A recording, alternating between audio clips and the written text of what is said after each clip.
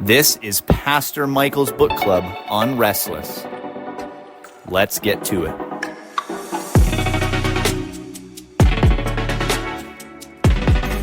Speaking of sexualizing psychology, politicizing sex, we're on the sex chapter. If you ever listen with kids around, by the way, it might be okay to not listen with them. Maybe it won't be too explicit, but there's some subject matter in here that might not be ideal for kids. Yeah. So, Truman is continuing to move, through these different, I guess, thought movements, worldview shifts, as they carry on these ideals. We've gone through the idea of the self from Nietzsche and Marx and Rousseau, all of these guys, and now we get to where all of this becomes primarily sexualized. There's always been that element to it, like from the start. There were elements of that. You think about Rousseau, for instance, and how he really was basically a sexual fiend, had a bunch of kids out of wedlock, sent them all to orphanages where they would die horrible deaths, probably, because that's the kind of places orphanages were in his day. Evil, wicked guy. But that's not where it stops. It does get more extreme, which is how we get to where we are today. And a lot of that comes from Freud and the sexual revolution, which is where a lot of this chapter focuses. So I want to start us by reading just a couple things from his introduction to chapter 4, where he says, first of all, that this should strike us as rather odd that the fact that the most private and intimate act between two people has become so important to public life is surely a strange development. And he'll go on to say, in biblical times, or in ancient Greece, sex was regarded as something that human beings did. Today, it's considered to be something vital to who human beings are. And I think that's huge. That's such a massive point. Because almost all of the, deviant sexual activity that goes on today will be spoken of as something that is deeply personal. It's something about who I am. I have to do this because I'm like this. It's the way I am. It's the way I am. It's intrinsic to my state of being, my happiness. And who is anyone else, who is society to tell me that I can't live out my preferred identity or who I feel like I am, or my authentic identity. I think he kind of, I'll kind of wait because that's towards the end of the book, but he ties it up. He ties that point together nicely at the end of the book and the implications of that, but I'll wait till then and jump the gun. So Sigmund Freud. Who's Sigmund Freud? What's his deal in all this? So he was a gross guy. A great start. A pervert. I told Chase, and Chase was earlier looking through my book, and you'll find in almost every book I read, especially if there's all kinds of stuff I disagree with, I do write in the margins of my books and argue a lot of times with what's going on, but a lot of times it's not like well thought out argumentation. It's like stupid or like gross. That about sums it up. Hey, you only got so much marginal space, man. Yes. You got to be succinct and to the point. That's right. But yes, he is a gross guy. So he is kind of establishing that his idea was that sex is foundational to human happiness, and of course, happiness is a basic human desire and something that has often been regarded as a part of the purpose of life. So when if we're viewing sex as absolutely vital to human happiness, it's like, and someone's trying to limit your sexual desires or whatever, put restrictions on what you want to do in that that sphere, of course it's going to be met with a lot of hostility or a lot of resistance. That, oh, you're trying to reduce my happiness. You're trying to restrict my happiness. Like how dare you? That's a basic human right.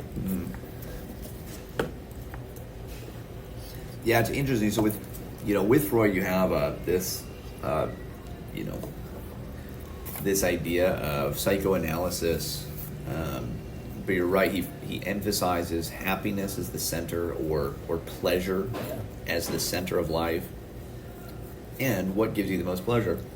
Well, he says that man has found that sexual, for him, genital love afforded man the strongest experiences of satisfaction, and in fact provided him with the prototype of all happiness. And number one, by the way, to get to that point where you think that is actually the center of all happiness, means that you have already been debased quite a ways. Yeah. Because there are so many good, incredible pleasure and just joy, so many joyous things in the world that God has made. Right. Well, and I would say that's not even the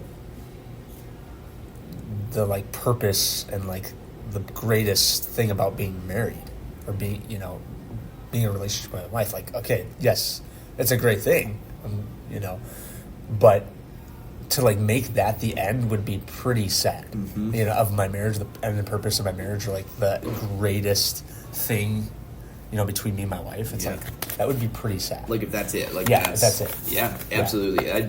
We talked about this Sunday, or I did in my sermon. I guess we didn't talk, but I often say wanted to pipe up a few times. But, let me add something. All right, hold on. We're not that kind of church. I gotta work. Excuse me, sir. Sit down. Who is that guy? Get him out of here. He doesn't understand how we do things here. We're Presbyterians. You can't just talk in the middle of this. But one of the things, we were talking about the sin nature, and specifically in Galatians 5, where it says, "Walk by the Spirit, and you will not gratify the desires of the flesh," and point out that the desires of the flesh, or the desires of sinful nature. And Paul begins listing those by saying sexual immorality. That's at the top of his list. And then it's like 4 other words that describe sexual immorality. Yeah. It's like that's the top of that list. That's not because sexual desire in itself is sinful or wrong. No, it's good, actually. It's right. God made man and woman to have sexual desire. Any healthy man or woman will and should. Like, that's a good thing. It's not wrong. It's not bad. But it is the kind of thing that when sin twists it can become all-consuming. Yep. And perhaps can be, because it is one of the higher forms of physical pleasure. When you are given over to a debased mind, when you are giving yourself over to the flesh and fleshly desires, that is something that's going to take over as a highest good, right? The thing you want most. And the insanity of it is, what's so common is, somebody will seek out that pleasure, and how do they feel afterward? Yeah. Not good. Guilt, shame. Usually not good, Yeah. right? When it's done outside of the order, the good order that God has established, it's not. You don't feel good about it, and then you have to numb that shame with something else, or keep chasing something else. Okay, you have to keep going for it. Yeah. Not to say that there's not an element of actual pleasure, right? Even in sin, sin is pleasurable. Yeah, that's why people continue to do it. But just hearing Freud say that that's the highest form, and it teaches you about all other happiness, all other pleasure, all other joy, shows that actually you've already gone far down the path of debasement, right? You've already been given over to a lot, because, like you're saying, there are actually far greater joys, and sexual pleasure, when outside of the confines of a healthy marriage, actually isn't a a good thing, and it's the kind of thing where the pleasure drops off over time. It does not get better and better over time. Yeah. Yeah. So Truman says, bottom of page 73, this is a very important point. This is commenting on what Freud says about happiness. It says, if the fundamental form of human happiness is the genital pleasure derived from sex, then we can conclude that for Freud, human nature is at its deepest level sexual, and that human beings are therefore defined in a basic way by their sexual desires. Yeah. And then what he says after that about Freud is, yeah, like he said, gross, right? Like his whole theory about sexual desire existing from infancy, and it's like what is oh my goodness, what is wrong with you, man? But yeah, like what a shallow view of humanity that at our base we're just sexual objects, sexual beings, and that's basically what our cultures come down to, is that it's like we just look at a lot of people just look at the opposite sex as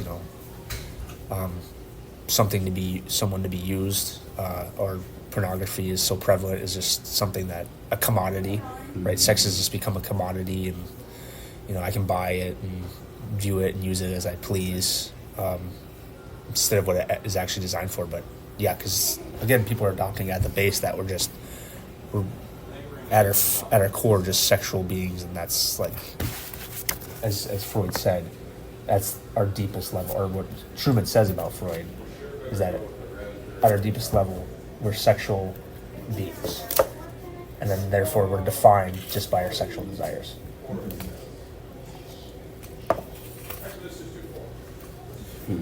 Yeah,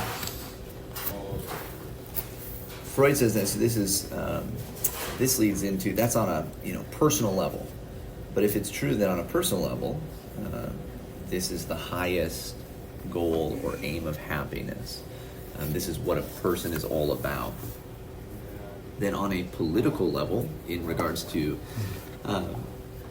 the world more generally, society, he says that basically there's all kinds of arbitrary limits that are put on people's sexuality, and he says that this is done. This is another quotation from Freud, where he says, those who condemn the other practices, meaning sexual practices, which have no doubt been common among mankind from primeval times, which he assumes, and it might be true, but it's an assumption. It's an assumption that it's an assumption that means it's good. Yes. By the way, right? That's the Rousseauian side. Yeah. That's the noble savage. Hey, when society hasn't confined you in some way, you're actually better off. Yeah. So he says it's been normal from primeval times.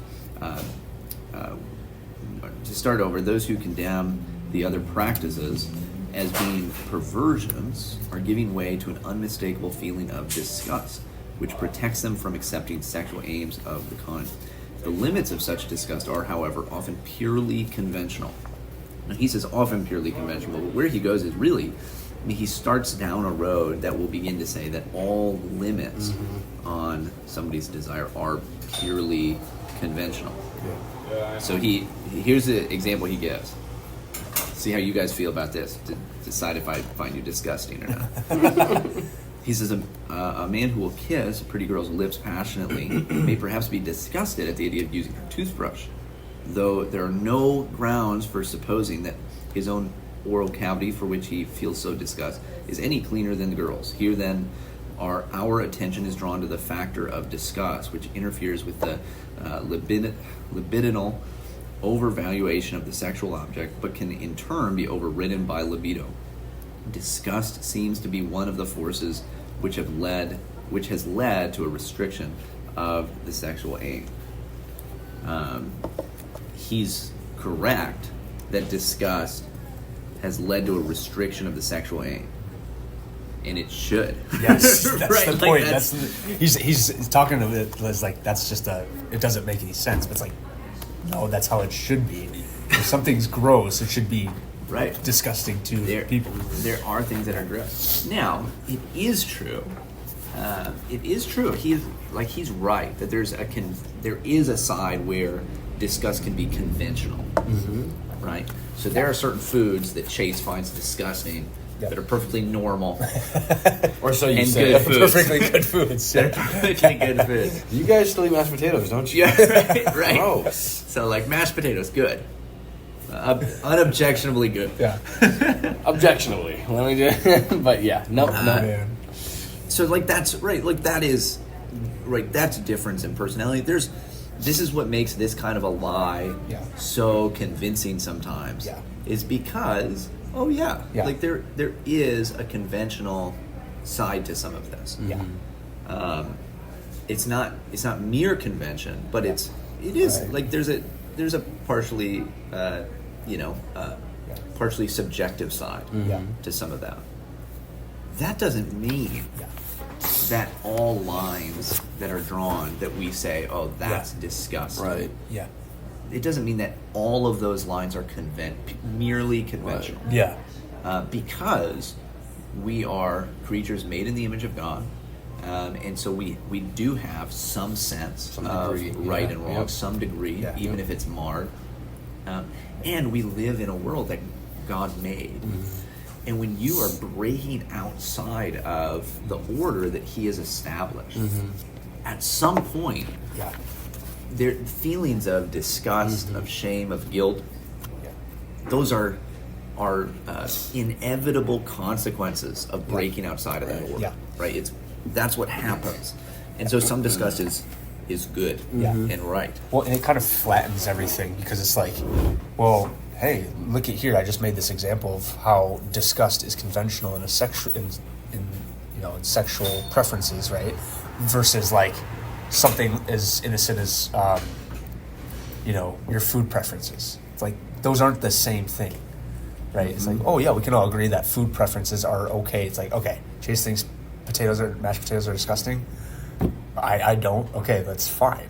I think you're disgusting. I think you're disgusting. You're it's out not of line. It's not fine, actually.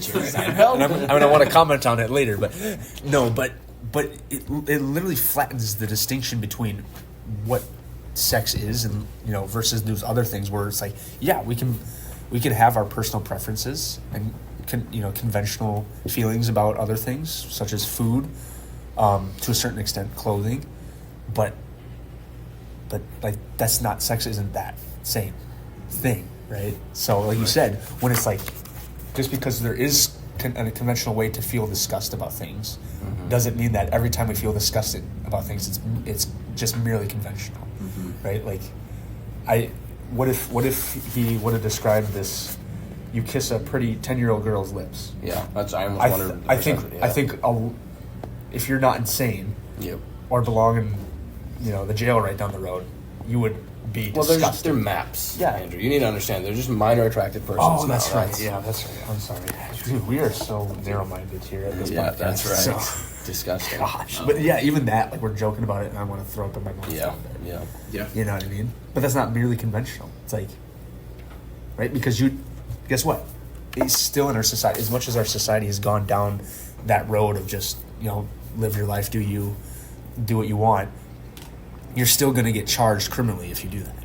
Right. As an adult, you're still going to get charged criminally. So we're still holding on to some semblance of morality. Yes, I also do wonder, like Michael, you mentioned at the outset here, his closing thought isn't a wrong one with like disgust does limit our sexuality in that sense. And like obviously we would have very different takes on whether or not that we should celebrate that and affirm that, or say that's part of a culture that we want to tear down and reconstruct a better one, which is his thought, obviously. But it's weird. I wonder if in other writings on the topic of disgust, if he would concede that it can be virtuous rather than just a vice. So like whether that's rotting meat. What keeps you from eating rotting meat? Well, you're disgusted by it. It smells terrible. It looks disgusting. There's a natural. Similarly, we should have a disgust to egregious moral failure. So like the Holocaust should elicit, when you hear about the transatlantic slave trade, that should elicit a degree of disgust, and that's actually the right, good response that hopefully keeps us from doing further evil or danger to ourselves in the future. I wonder if he's disgusted that disgust is something that's used to restrict sexuality. Sexuality, Yeah. I specifically. wonder if that disgusts him. Yeah. No? Does it disgust me that it disgusts him that he's disgusted by that disgust? Exactly. Exactly what I was thinking, Chase. Yep. This is where I just wrote gross in the margins. Yeah. Which is a really good summary of what we just said. Yeah. Freak. Like that. What a freak. Did this guy have any friends? Like, my gosh. Yeah. No, Oh, it man. is. Yeah. Yes. Just, yeah. And Freud was he was just a creepy guy and assumed. This is what you find often, by the way, with a lot of these guys. And we've maybe talked about this already. You see it in Rousseau. I think you see it in Nietzsche some, although it's kind of opposite of what his life was actually like. But you take a personal issue that you have, personal sin that you have, even if you wouldn't call it sin, and that's the lens that you then look through to see the whole world. Yeah. And you try to put that on the whole rest of the world. Yeah. Hey, I have weird sexual desires that society has made me suppress. Mm-hmm. That means that something bad is happening, right, in society. And actually, if I have these weird messed up desires, that means everybody does. Yeah. And this is where, he gets into the Oedipus complex and all of these things. Like, Yeah. this is clearly coming from a guy who's got his own issues. Yeah. And he's like, obviously, everybody has these issues. Yeah. And that's not uncommon, especially when somebody's given themselves over to sin, to just assume, oh, everybody's like this. Everybody's like that.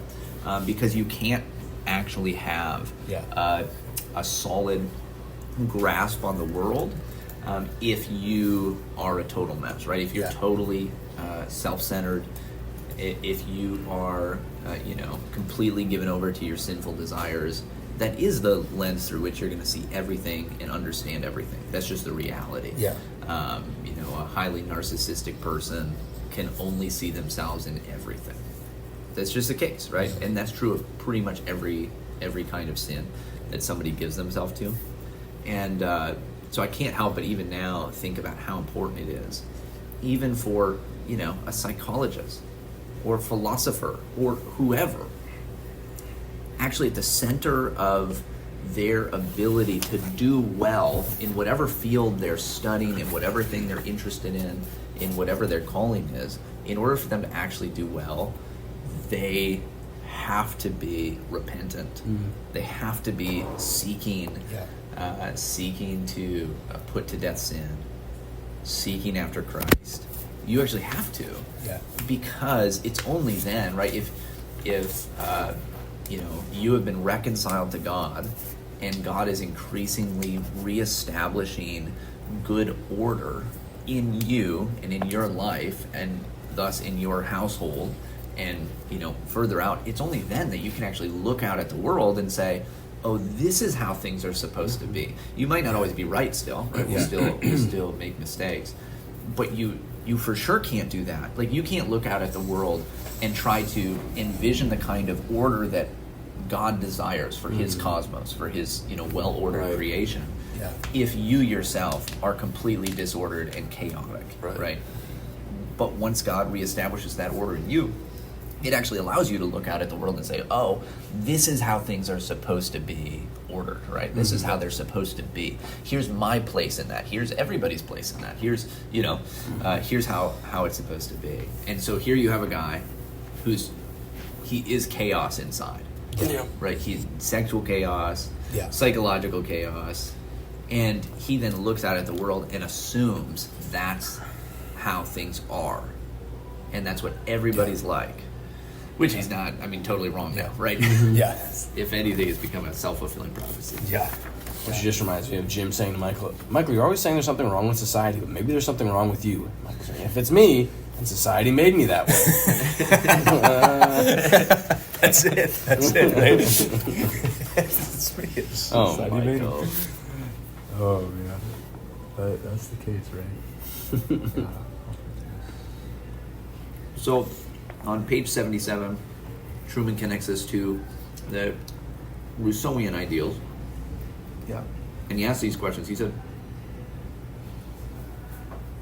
what if Freud is right? What if the inner voice of nature is not one that leads to empathy for other human beings, but is rather a powerful sex drive that seeks sexual gratification. If that is the case, then allowing that inner voice to find outward expression will lead to a very different scenario, one that is dark and violent. And he's right. And the nature of that, even calling it the inner voice, I can't help but think that what you're talking about is just the sin nature. You're talking about the flesh, as the Bible would put it. That's what that inner voice is. If he's right, that's what the inner voice says and does. Now, do you guys? This is interesting to me, but just a thought I had. So in the end of that paragraph, he said, "In short, such a world would be one of social chaos dominated by the most physically powerful males, from whom everyone else would simply be an instrumental object for the achievement of sexual pleasure." Do you guys think that's kind of what the feminist movement is doing, and pretty much trying to just flatten all distinctions, and women can do everything that men can do, and promoting sexual promiscuity among women because they see that as kind of how you grasp power? What do you guys think of that? There's definitely some of that. Yeah. Within the sexual revolution. The reality is that if you want to design a society where there's no limits imposed societally, then what you're down to is literally might makes right. Yeah. Yep. Who's the strongest, or maybe not even just the strongest, but wealthiest maybe. Yep. Most powerful. Right. Whatever Who has the most power exactly. in whatever given way? Yeah.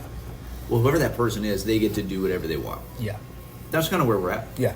If you're super wealthy, you just pay do money. what you want. Yeah, you can pay money and pay it off, and pay off the authorities and get it over with, or settle outside of court on something. Yeah, or, there is increasing everywhere.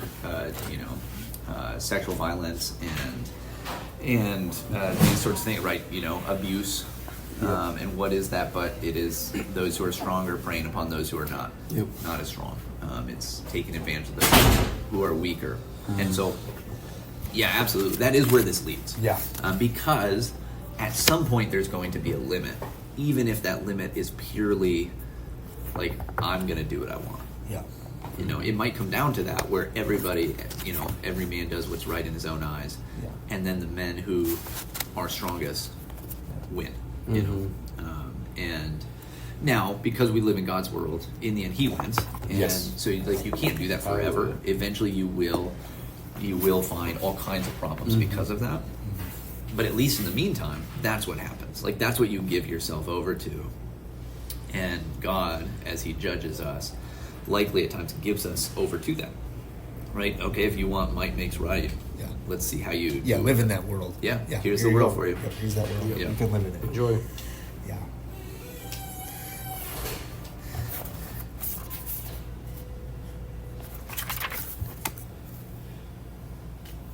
So 78, 79, he gets into now sex has become political.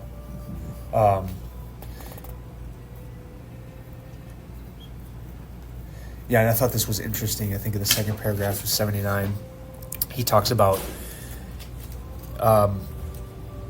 it's now not so much the case that the desire is to transgress society's traditional sexual codes I'm sorry, I can't read today. It's now not so much the case that the desire to transgress society's traditional sexual codes poses a political challenge. It is that politics has become identified in many ways precisely with the overthrow and reformulation of those codes. Mm-hmm. Sexual codes are now the material of political policy, making it in a way that the average Westerner in the 1950s would have found incomprehensible. Right? So now that it's not so much that people are just looking for acceptance to break, sexual codes or sexual mores. It's we want to overthrow the traditional legislate the new stuff, and then reformulate it to what we want it to be, which is really no restrictions. Have at it. which Right. is And not just no restrictions, but he gets Yeah. into like actually the Yeah. end goal that we'll get into. Wilhelm Reich talks right. about Oh, yeah. is Prophetic, yeah. right. We're not just going to change Yeah. the codes. Yeah, you have to accept it. Right. Yeah. We're going to force you you're gonna like it. Yeah. to celebrate it. Yeah. You know. Which is again what we have today. I mean, like that's literally when you see. I mean, we'll drive down. You can drive downtown here in La Crosse in June, and you'll see the pride flag flying at City Hall. I mean, working at the DOT every June. Yeah, Yeah. I was You, like, you see it, you know, like and when good I to worked be at work. Yeah, exactly. When I worked for the worked for the county, there was an office right next to ours that they just have a rainbow flag, and Yep. it's like, boom, there it is. Like it's in your face. You will like it. You will accept it. And I mean, and I told you guys, when I worked there, I got talked to about something I wrote to the editor about some drag queen thing that they were doing at some place downtown, and That's really misogynistic Yeah. of you to do that. yeah, it was pretty intolerant of me to do that. That's right. But, I'm Uninclusive. just wondering why those people wouldn't tolerate my point of view, but I don't know. Well, that is Yeah, my point of view is sexist you're gross, Yeah, well, My point of view You is gotta gross. stop it. That's disgusting. and actually it I'm off. right. like, actually, Knock it like off. it's not just a point of view, but Wait, stop what I'm trying to saying put is in limits line on my with point nature, of view. Yeah, and yeah. nature's gone. Exactly. It's gross. Knock it off. Yeah. Yeah. I mean, I said it a little bit, not so blunt as that, but that's basically what I said. But yeah, but now it's right because it's if sexual desire, orientation, as Truman continues on 79, is who we are. He says this is the consequence. Like if it's literally intrinsic to who we are, it becomes our identity. Then it must be political because politics rules govern sexual behavior, are rules that govern what it is and is not considered to be a legitimate identity. So it becomes, that's what their whole goal was, to make it a civil rights issue, because they're saying, look, this is my identity, and if you don't accept it, if you don't tolerate it and accept it, then you're infringing on my civil rights, right? And that's the whole, they try to make it kind of the whole thing like, back in the 60s, the civil rights movement for, blacks in America, they try to equate it with that, being like, this is just as unchangeable and just as part of who I am as somebody's skin color. Right. Which is ridiculous, but that's what they're trying to make don't it. do it. Yeah, Like that. just don't. Like literally someone cannot stop being black or white, but you can, at any time, you can choose not to don't be do a it. sexual deviant. Just don't do it. Like all you have to say is this is how I feel, but I'm not going to do it because it's gross and but yeah, but that's not where we're at right now. No. So, but now, Daddy Government's got his hands in it. So. Right. Daddy government, Uncle Sam. Old Uncle Sam. Well, so speaking then, the last character that he talks about is Wilhelm Reich, Yep. who was Marxist. When was he in kind of the early 20th century? Yeah, right? let's see Early here. 20th century Germany. Yeah, I want to say he was. Wilhelm Reich, born in 1897, died in 1957. Yeah, wrote in the mid 30s is what he said. So Okay, yep. he was Yeah, writing so- something in the mid 30s. So Yeah, early 20th century. It's fascinating to read some of the stuff he says, but there's so much that we could go into here. One of the things that I was interested in was he had this idea that Truman says on page 81, kind of moving to 82. He talks about how Reich had this idea that the sexual morality in Reich's day is designed to reinforce the structure and authority of the traditional family. The social function of the traditional family is to raise children who are instinctively obedient to a strong authoritarian or father figure. In Reich's eyes, a figure such as Hitler. Reich continues by saying this: morality's aim is to produce acquiescent subjects who, despite distress and humiliation, are adjusted to the authoritarian order. Thus, the family is the authoritarian state in miniature, to which the child must learn to adapt himself as a preparation for the general social adjustment required of him later. Now, what's interesting about this idea that the home prepares you for the society, so it in his case, he's looking at what he calls the traditional family, and is saying that is like that's just made to reinforce an authoritarian state. The part that he's not wrong about is that the family is meant to prepare you for life in general, right? Like it's supposed to Absolutely. to mold you, shape you, and prepare you for life in general. Or to failing teach as you parents if we don't do that. exactly. It's to teach you about the way that things are. Yes. And how to function in How to the respond to way those God, things. yeah, the and way how to God function created in the that, world. right? Yeah, honoring father and mother, right? Loving your siblings, submitting to those in proper authority over you. How to, well. that's as a child. But then also you have all the other, places. What, for a husband, I think there's, you think about how you relate to your wife is teaching you about the world, about how God made the world, about what it looks like to be a loving steward of the world, which is what mankind is made to be. For a father, you're learning something about the world, just as children are learning to honor father and mother. So those in authority are learning how to care for those under their authority. There's all of these things that, you do learn a lot, right? The household is actually supposed to be the cosmos in miniature. That's what it's supposed to be. Now, what he points out, what he calls the traditional family, is actually, I think, what a lot of people think of as the traditional family. There are many people that basically have homes that are authoritarian in nature, and even within the church, that's true. And in part because I think a lot of people think that's actually what God is like. God is like a dictator. Right. He's like this, authority that just takes all authority unto himself, which he does have. He has the right to. And the way that he governs is just by, arbitrary fiat. But that's not true. That's not actually how we should think of God. He's not an authoritarian. He has all authority. Yes. But he's a good king. He is, he's a father. And as a father, he gives authority to his son. He gives authority to mankind, especially as they're constituted in his son. He governs through different means. He establishes different roles and different places of authority. He puts into the world actually a beautiful, ordered society, or at least the possibility for it. He has made the cosmos a well-ordered, enjoyable dance where everything is meant to function together in its proper form. So he's not actually like that. And the way that God runs his household is not authoritarian in nature. Right? It's not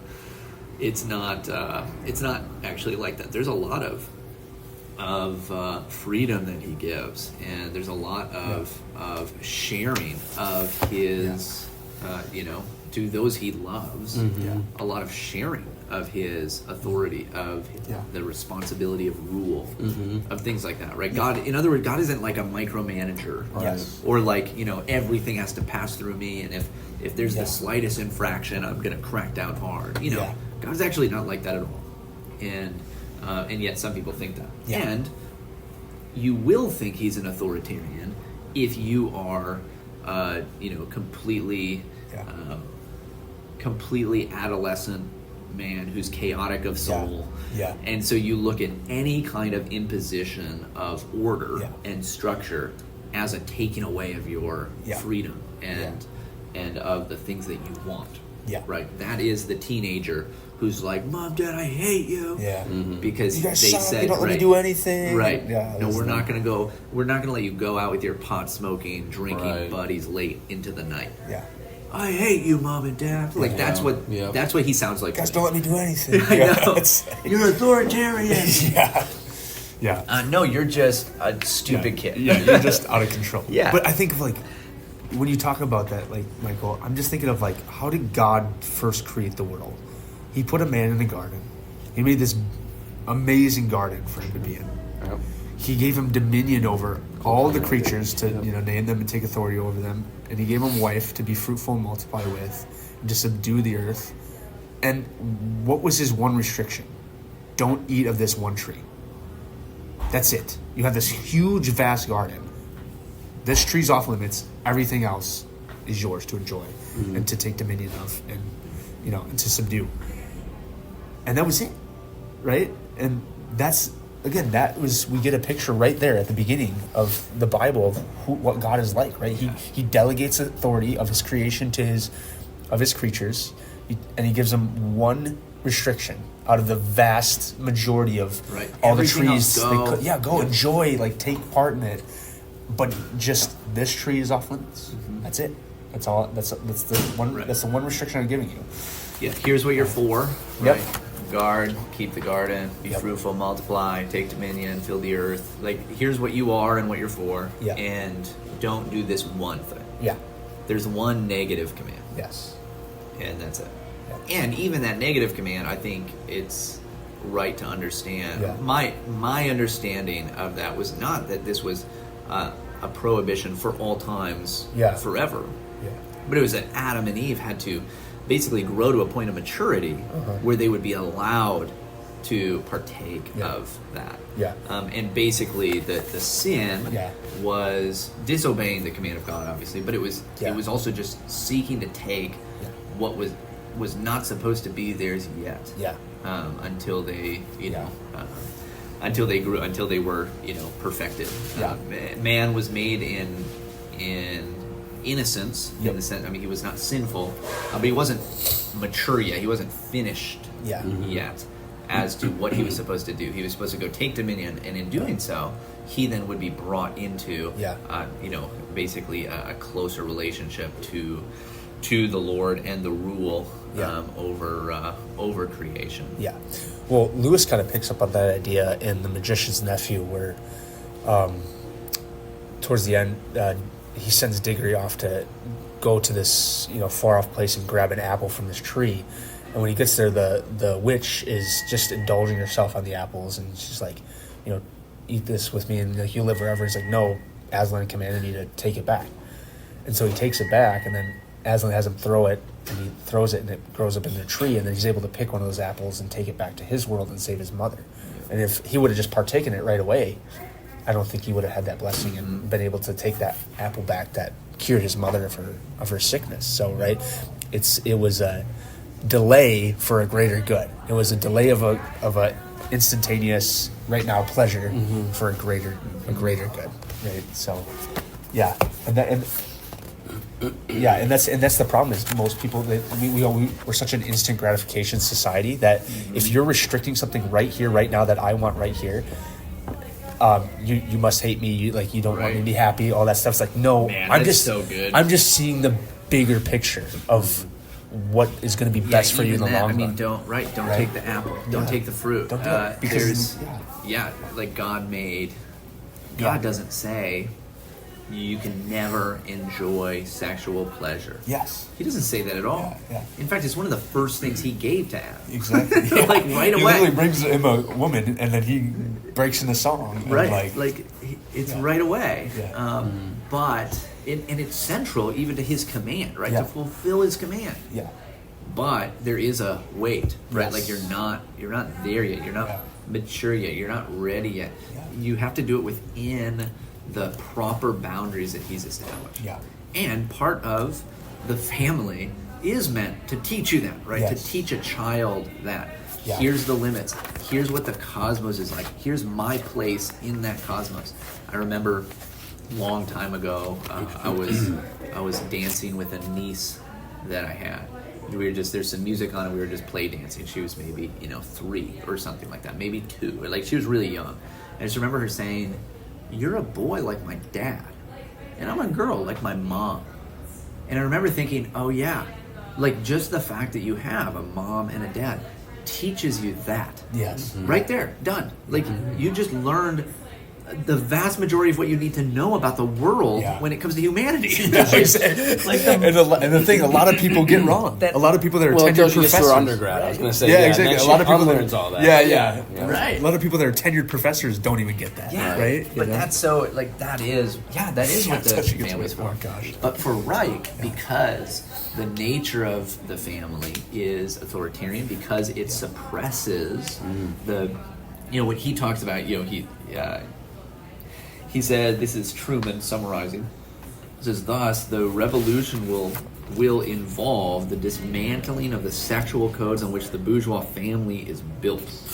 That's what Reich's trying to do. Right? That's what he wants to do. I'm gonna write stupid next to that. But like, as opposed to what? Like, Mr. Reich, what do you think is the alternative that's better than that? Freedom. Freedom. Yeah. So here's what he said. Unbridled. This is from freedom. Reich. He says the free society will provide ample room and security for the gratification of natural needs. Security. Right. That's what he means is I just I want that pleasure. Yeah. Thus, it will not only not prohibit a love relationship between two adolescents of the opposite sex, but will give it all manner of social support. Such a society will not only not prohibit the child's masturbation, but on the contrary, will probably conclude that any adult who hinders the development of the child's sexuality should be severely dealt with. And Truman points out that last line especially, that it's not just we need to make room for these sexual things, right? For things that society has said are not good, we need to make room for them. But also anybody who prohibits these things, they will be severely dealt with. They will be attacked, right? They will lose rights. They will be imprisoned. They will be the ones that are in trouble. They will lose their business, right? Like they'll be sued into oblivion because they don't want these things to happen. And you notice that he starts by talking about, like, this starts with for him, it starts with allowing adolescents to engage sexually. Like that's where it begins, because that's where typically in the home, especially if it's well ordered, would say, no, you're not supposed to gratify those desires, right? No, you're supposed to direct those desires toward their healthy outlet, which is in marriage someday. But you should not gratify them now. You can almost hear this coming out of a really narcissistic boy who's mad at his mom and dad because they didn't let him gratify those desires. That's what this sounds like. Yeah, little petulant kid. Yeah, it's like giving a child a chainsaw and just saying have at it, and never teaching them, never being like, okay, you're gonna wait until you're old enough, we're gonna teach you how to use it so you can use it well. It's just like, here you go, young child, I know you don't know what this thing is, but and it weighs 1/3 of your body weight. But but just have at it, just swing for it, have fun. And you're clearly not designed to use it right now, but just go for it, because and nothing bad will happen. And anyone that tells you can't use it, or maybe you should probably wait to use it, how dare they suggest? How dare they? How dare they? Even if you're just about to cut your arm off, how dare they? It's that's basically what he's saying, and it's just it's disgusting, sick, gross. He tries to put limits on it, right? Reich tried to put limits on this. So on page 85, we have this quote from him where he says, I should give Truman's introduction. He says, speaking of the boy whose sexual relationship with a girl of the same age should be encouraged under pain of legal sanction for not doing so, Reich then comments, if the same boy of 15 were to induce 3-year-old girls into sexual games, or if he tried to seduce a girl of his own age against her will, such conduct would be antisocial. It would indicate that he is neurotically inhibited in his capacity to choose a partner at his own age. Here's the problem, though. You cut the brake lines. You already cut the brake lines. You don't get to say, what was all that talk about disgust? No, disgust is okay to have. Exactly. And praise God in a way, right? On the one hand, I'm glad that you have still some shred of morality. It's a good thing you're not philosophically consistent, because that would be even more disgusting than what you already are. Exactly. But you have, ultimately, you've cut the brake lines, and now you get to where we're at, where across the board there is, there are places all over the world, in the West especially, where even pedophilia is being defended in various ways, right? And so that, you can't cut the brake lines and expect to have brakes. Yes. It doesn't work that way. Yeah. That's not how this works. Yeah, you don't. Yep. I was looking up, trying to find a free online copy of the book. Couldn't find it, but I found some book reviews, and I think this guy's name is Alan Duty. He wrote a review, and I thought he did a good job connecting Reich back to the contemporary world. So here's what he writes. He says, Reich argued that because sex is foundational to human happiness and inextricably linked with our identity, the state must take a proactive stance in promoting sexual freedom. Truman shows that by the time of the sexual revolution in the 60s, the hippies weren't blazing a new trail. They were walking down a completed road that had been in construction for several hundred years. That road leads directly to our current destination, a world where only hours after his inauguration, our president signed into law an executive order requiring public buildings to open women's restrooms to biological men identifying as women. That's only possible in a world that believes our feelings are the true and infallible guide to who we really are, that sex is foundational to human identity and happiness, and that the state must therefore protect and promote sexual freedom. Pretty cut and dry. Yeah. And that is where this led, right? So it became inherently political, even though Reich is writing 1930s or so. You do see in the sexual revolution of the 60s and 70s that this is where those ideas really come out in political force, right? Like they begin to take political ground. And now you come a generation later where we are, and it's almost just expected. Yeah. Like it's hard to imagine, especially this side of Obergefell, even though it wasn't that long ago, right? Like Obergefell wasn't that long ago, Yeah. but it's long ago enough that it's just like you can't imagine the world not this way, or it's hard to imagine it not this way, where the full force of the federal government is being used to not just celebrate, but to enforce these sexual norms on families, on schools, on businesses, on everyone. Yeah, which is just, that's given even more depth when you think about the fact that less than 20 years prior to that, the Defense of Marriage Act was signed by a Democratic president. Yeah. And like less than 2 decades later, full reversal and complete cultural oblivion, like lack of awareness, ignorance of that. Yeah. Well, it's funny because I was watching Doug Wilson was speaking at the University of Idaho, and they were doing some Q&A stuff, and someone asked a question about their view of marriage or whatever, and he's like, I just hold the same position that Barack Obama held to when he ran for president in 2008. Marriage is between a man and a woman. Like, that was his position. Right? I love when they stitch the clips of Obama just like being totally two-faced on that in 08 and then in 2012. Oh, yeah. Just wow, that's weird. He's He like, always dude, was. he's like, here's the difference. We just didn't change. Right. Like, Well, was. or that Wilson actually means that, and Obama was just trying to get votes, and that really has no care whatsoever for the morality of it all. Yeah. Well, and I mean, Barack Obama was a subversive Marxist, right? Yes. Is a subversive Marxist. Yeah. So I mean, he literally began his presidential campaign from the living room of Bill Ayers, who was a part of the revolutionary spirit of the 60s and 70s, like a truly revolutionary Marxist. Yeah. And that's where he started, with his good pal. Yeah. And that's where we're at. If you do any research into kind of the radicalism of the 60s and 70s, you will read about the Weather Underground and the Black Panthers and other revolutionary groups that were at work, and you will read names of people that are right now well-known names in the establishment, especially in the Democratic Party, like that are just part of the establishment.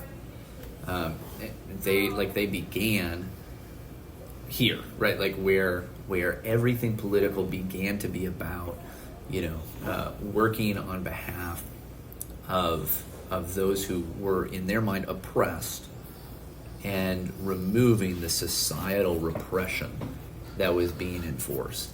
And almost always central to that was sexuality. Mm-hmm. Yeah. Yeah, he ends here in this chapter. So we can now see that once identity is psychologized, anything that is seen to have a negative impact upon someone's psychological identity can potentially come to be seen as harmful, even as a weapon that does serious damage. This includes those words and ideas that stand over against those identities that society chooses to sanction. This has clear implications for traditional freedoms, such as religion and speech. Right? So what gives, right? When as a Christian, I have the conviction that marriage is between a man and a woman, but society is demanding that I give the nod to and the thumbs up to, homosexual mirage. What gives, right? Something's got to give. It's you got two opposing forces coming at each other. Something's got to give, right? I think the state is obviously bent on religion and freedom of speech giving versus, their accepted sexual perversions. So,